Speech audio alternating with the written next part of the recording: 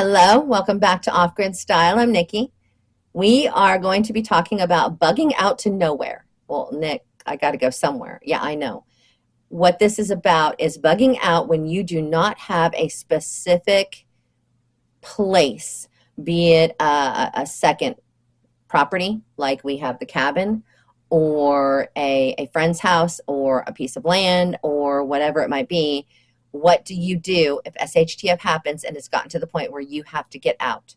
Where do you go? How do you handle it? That's what this video is about. Let's get started. Bugging out to nowhere. The concept of bugging out has become increasingly popular in recent years, particularly in prepper and survivalist circles. Bugging out, as most of you know, is the act of leaving your home or primary location in the event of a disaster or crisis, usually to head to a designated, remote, and often undisclosed location known as a bug-out location or nowhere. We are going to look at the idea of bugging out to nowhere, exploring the rationale behind it, its potential drawbacks, and the factors that make it such a complex decision. I know from many of you that your plan is bugging in no matter what. But if that is not a possibility, like perhaps your home is damaged too badly or civil unrest is too close, as preppers we should always have contingency plans. First, let's talk about the rationale behind bugging out. It may be escaping immediate danger. The primary motivation for bugging out is to escape immediate danger.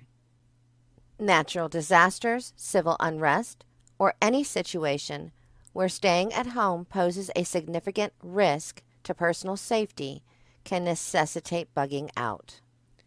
There's also the risk of resource scarcity.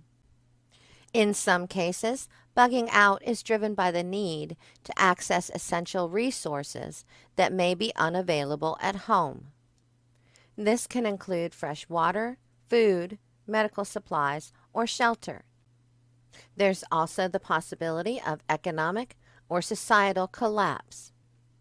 The fear of a complete economic or societal collapse can prompt people or families to bug out in search of a more sustainable and secure environment. This is often seen as a last resort. Let's talk about the reasons why you don't want to bug out.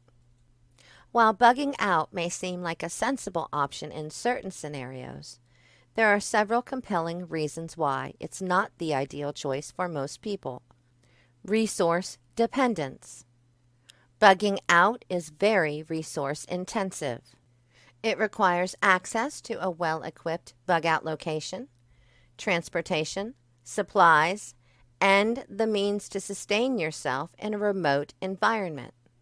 Many people lack the resources to bug out effectively. And what about security risks? Bugging out can expose you to security risks, especially if the bug-out location is not adequately secured. Remote areas may also lack the protective services available in urban or suburban areas. Long-term sustainability. A bug-out location's long-term sustainability is a significant concern. It's not just about escaping immediate danger, but ensuring access to essential resources for an extended period. Achieving self-sufficiency in a remote location is a challenging task. And then there is social isolation. Bugging out to a remote area can lead to social isolation, which can have adverse psychological effects. A human connection and community support are essential for well-being. And what about legal and ethical considerations? Many bug-out plans involve trespassing on private land or using public resources intended for emergencies. These actions can have legal, ethical, and perhaps scary consequences. Factors you need to consider when deciding to bug out. The decision to bug out should not be taken lightly. Several critical factors need to be considered. So what is the risk assessment? A thorough risk assessment should be conducted to determine if staying at home is a safer option than bugging out. Understanding the nature of the threat is vital. Location and resources. Your bug out location must be carefully selected based on its access to resources, security, and sustainability. It should also be within a reasonable distance, considering the mode of transportation. Supplies and preparedness. Correctly stocked bug out bags and supplies are essential.